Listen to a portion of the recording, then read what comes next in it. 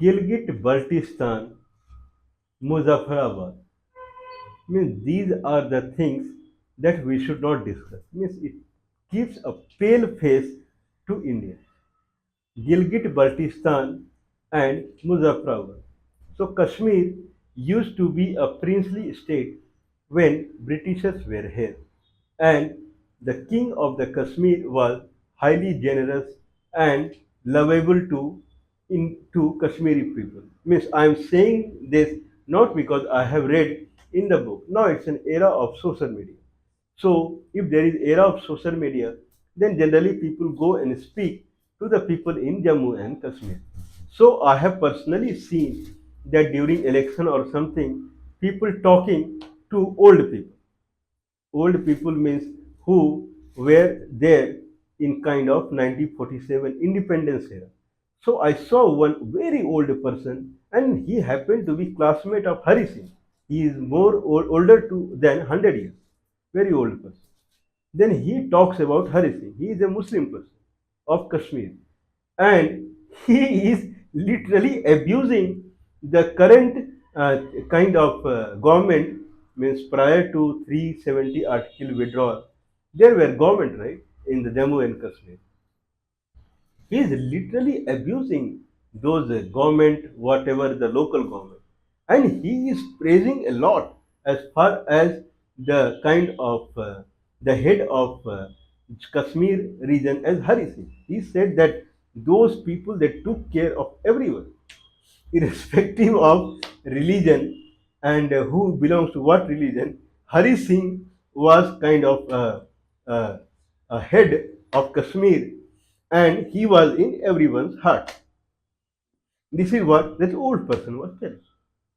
So, so that is the scenario, the religious scenario of Jammu and Kashmir. But anyway, leave it. So now we are kind of talking about Gilgit, Baltistan, and Muzaffarabad. So these are the region so that belongs to Kashmir, and very bad day. So 1947, Hari Singh, Sri Hari Singh. So Hari Singh, he was head of princely state Kashmir. So when kind of division happened in India, so Pakistan and Bangladesh means Pakistan, East Pakistan, West Pakistan. So Pakistan came out of the India. Burma was anyway out of the India. So now it was term of Pakistan. So Pakistan came out of the India from the religious point of view. Now Hari Singh, who is the head of Kashmir Princely State, so Kashmir Princely State came into the picture in 1839 by his grandfather, Mr. Gulab Singh, Sri Gulab Singh. So Sri Gulab Singh, he took control of the Kashmir, okay, in 1839. So his grandson is Sri Hari Singh. So Sri Hari Singh is he did not kind of he was in position to keep the Kashmir as a separate country rather than mixing with Pakistan or mixing with India. Kashmir should be an independent territory. So this is what his idea was, so that prosperity in the Kashmir would continue. This is what the idea of Sri Hari. So, so he did not sign accession to Pakistan or India. So, but bad eyes are always bad eyes. Means India respected his view and kept quiet. But so 15th August 1947, that I say black day for the India as far as Indian subcontinent is concerned. So 1947, 15th August, that was the time where India's control, India's kind of, you can say, make a control, sense control, neural control, I would say, neurology control. So neural control over the Indian subcontinent lost completely. Okay, so completely in the sense that the Indian National Congress who took over the charge. Anyway, Indian National Congress won 1935 election and 1937 assembly election, provincial election. Anyway, they were in the power at that time. So I don't know what is quit in India movement in 19. One side, your Haris, your Siri Babu and those are chief minister in the state, and other side you are saying quit India movement. Means something that is difficult to understand. But anyway, so 15th August 1947, when India deliberately it closed all the relationship with all Indian subcontinent. Either it is Pakistan area, Bangladesh area, Tibet, Kashi, Afghanistan, Burma, Sri Lanka, Bhutan, Nepal, whatever.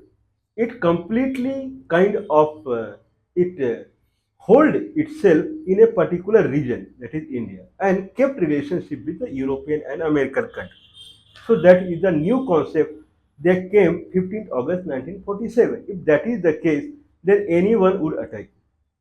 When they know that your complete focus is on Europe and United States, where from they will come to help.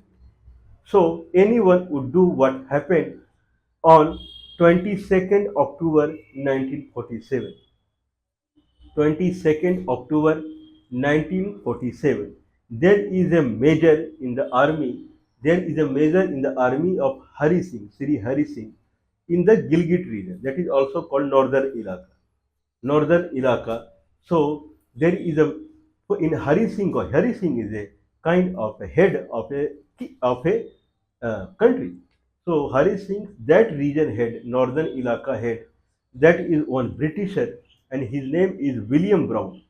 So William Brown, when he saw the condition, he got mixed up with the Pakistan officer somehow, and that Mr. Britisher William Brown, now he mutinied, means he revolted in the Gilgit region, and then he revolted in the sense that he took control of the Gilgit area, northern Iraq, and he chased one Gansara Singh. Gansara Singh was governor appointed to that area from Sri Hari Singh. So Gansara Singh, he left that region. He was forced to left. Now William Brown, major, army major, he took control of the northern Iraq and he gave it to Pakistan. So this is the front story. There are two things that generally we say. Something that is seen from the organs and something understandable. So this is seen from the eye. So how a Britisher, when British government is not there in India, Britishers left the country in 22nd October, that too in northern Iraq, Gilgit, how he will muster, how he will gather courage to do this much, one alone. But anyway, but that is the story. So now the northern Ilaka, that is Gilgit based. So that Ilaka means that region was handed over to Pakistani official on 22nd October 1947. When Gansara Singh came back to kind of to Hari Singh, then Hari Singh understood the situation, and in hurry furry he signed the accession kind of the steps. So he signed on the agreement on accession of Kashmir to India. So in October 1947, Hari Singh signed on accession of he agreed of accession of Kashmir to the India to save the Kashmir. This was his idea. So now Kashmir became officially part of the India. In 19 October, 22nd October, when mutiny happened, so in the October month, Kashmir became part of the India. So this happened to many princely states. Wherever they signed, they became part of either Pakistan or Hindustan, India. So Kashmir became officially, it became part of India, and no part of the Kashmir would be touched as per the partition fundamental. So no part of the Kashmir can be touched by anyone else, because on this notation, on this agreement, on this protocol only partition happened. So Kashmir officially came to India. No one can put a stone also in the Kashmir, because head of the princely state Kashmir, he signed accession to the India in 1947 October time. But William Brown, he handed over the Baltistan Gilgit region to Pakistan. Now Pakistan official Mr. Alam Khan, what I should say Mr. Okay, I should not say that word also. So Alam Khan is a one guy. Now he came there, and then 16th November. So 16th November 1947, officially he took the control of Gilgit.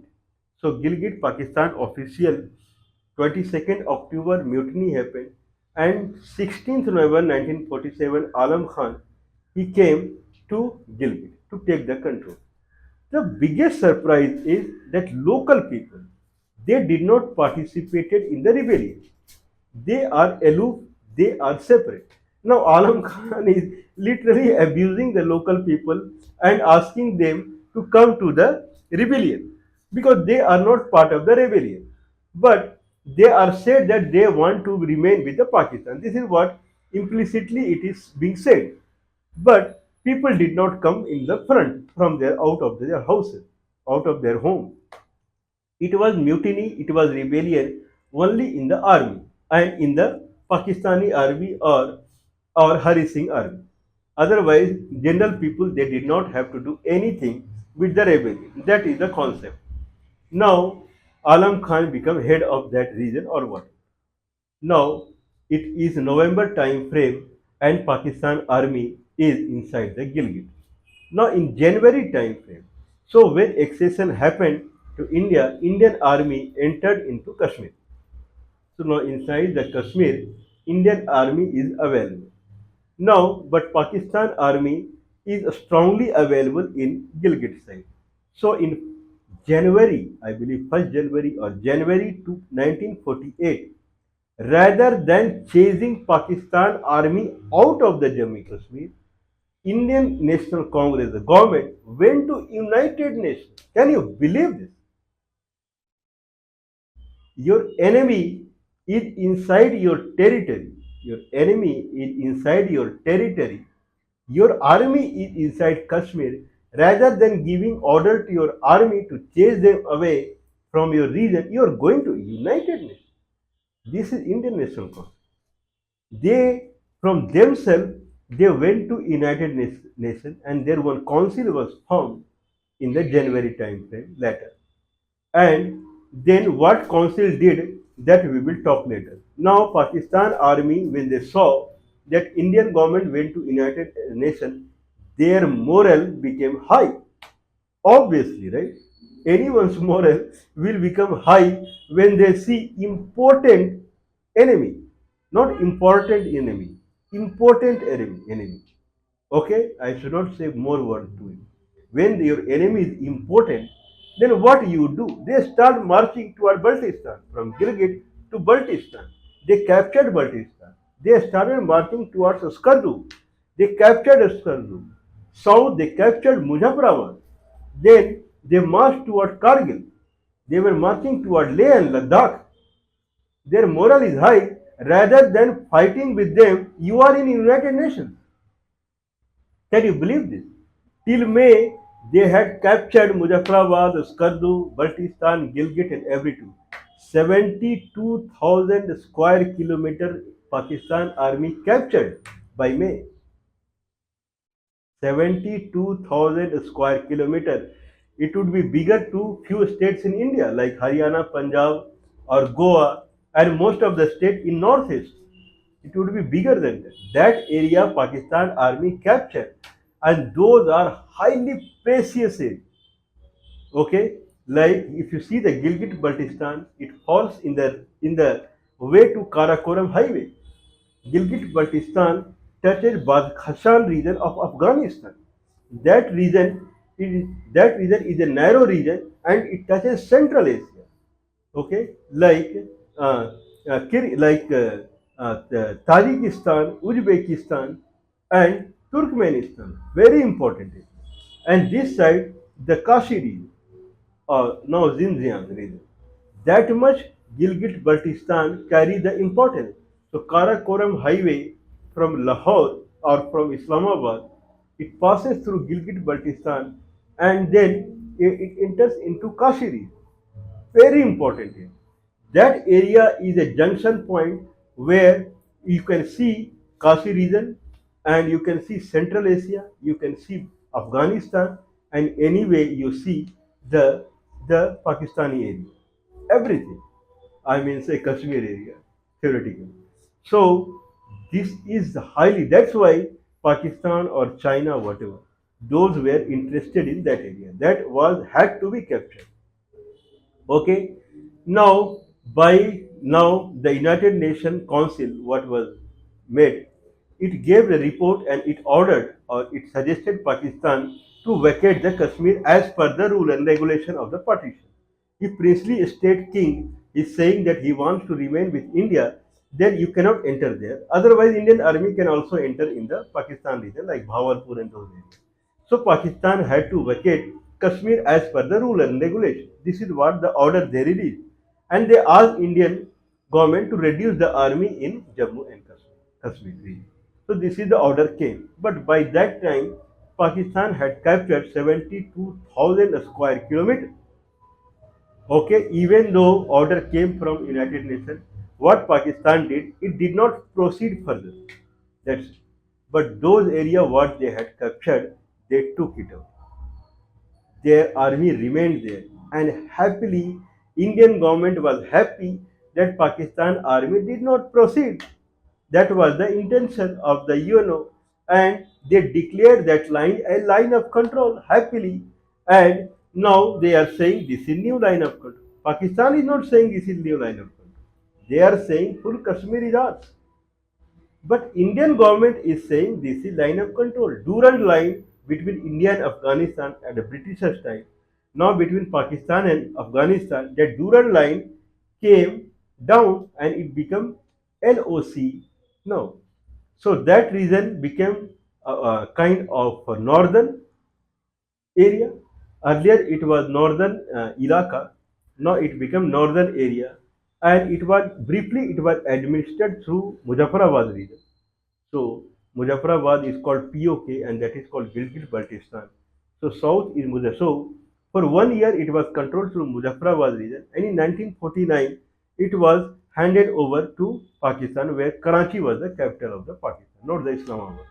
So control came to Karachi, and through Karachi that Gilgit Baltistan and Muzaffarabad region were controlled, and it remained as a kind of autonomous region where Pakistan sends its governor, where it has its own prime minister, means on paper. Otherwise, the Pakistani governor has the full power. Now, let's see what are the other properties of Gilgit Baltistan and Muzaffarabad. So, it is 72,000 square kilometer of the area, and around 1.5 million people, 15 lakhs people, they live there. Okay, if we see Himalaya, then there are around 14 8,000 years. So there are 14 peaks which is higher than 8,000 meters. Out of them, 5 are in Gilgit Baltistan and Muzaffarabad region. The most famous is K2 and Nanga Parvat. So those are the very famous. Other is Indus region that passes through that region, and Indus region from Himalaya it turns south and then kind of it enters the plain of Punjab. So that is highly important. Other Jhelum river it flows through that region. So that also gone. Full Jhelum region, the most beautiful part or most important part, that also gone. There is another very important region is Krishna Ganga. So Krishna Ganga or Neelam river, that also gone. But Jawaharlal Nehru or Indian National Congress are happy because they could stop Pakistan army. So that is the scenario. Now that is the kind of region that India lost. What are the other significance? What are the other consequences of India losing the Gilgit-Baltistan region? Because of India losing Gilgit-Baltistan region, China made an effort to take away Tibet. China made effort to take away the Kashi region. China made effort to take away the Aksai Chin region. That much important is the losing the Gilgit-Baltistan. When they saw that Indian army is not receiving any order from Delhi to recapture its land, they understood that these are empty lands. If someone is entering into your territory and you are going to United Nations rather than chasing them out, This proves that from your heart you feel that that land do not belong to you. If Gilgit, Baltistan, Muzaffarabad land do not belong to you, then certainly Tibet and Xinjiang region also do not belong to you. If that is the case, then Aksai Hazi Langar area also do not belong to you. And they proved it. So, accession of Aksai Chin, accession of Xinjiang, accession of Tibet all happened because the root is Gilgit Baltistan. So in 1947, the gloomy days, 22nd October 1947, when India gave 72,000 square kilometers to Pakistan, that became seed you put in the soil, the tree grow up, right? So that became seeding, and that came to in Chinese mind that you do in Himalayan region whatever you want to do. Now China is now they try to capture Arunachal Pradesh, claiming it is part of the Tibet. Means greed is there, right? If you know that your enemy is busy in winter session of parliament, summer session of parliament, and monsoon session of parliament, because those are highly important. Winter session of parliament, summer session of parliament, and monsoon session of the parliament. Then upper house, then lower house. Then in each province you have assembly, upper house and lower house. Election happens, and then people are cooking with LPG gas cylinder, and then 8,000 rupees in everyone's account. Those things are highly important. Suppose you are keep losing your organs when your body is not there, when you are not there, then what is significance of these elections and democratic system? But anyway, India is democratic country when election comes. When election is over, then give your land whoever wants it. You see the Bangladesh case. Some time back there was a dispute for 4 bigha land. It is famous. 4 bigha land, India and Bangladesh dispute happened. That also went to Bangladesh. Then now, in 10 years back, there were many villages that were not claimed by Bangladesh, not claimed by India, that were called buffer zone. They did not belong to any country. So no one had put electricity, anything. No facility as far as government. What government give facility, that I don't know. But no election happened. There were few regions that were not part of the any country that were also given to Bangladesh. Okay, so India is a country which keep losing his territory since 1947. Okay, but anyway, people want LPG cylinder in 500 rupees. So that they know if they lose whatever, okay, if $1 is 84 rupees and gold is 75,000 rupees per 10 gram, petrol is 100 rupees per liter, and then everything is that much costly, but still LPG cylinder, LPG cylinder, LPG cylinder. People are beggars. People are slave after all. They would give vote, right?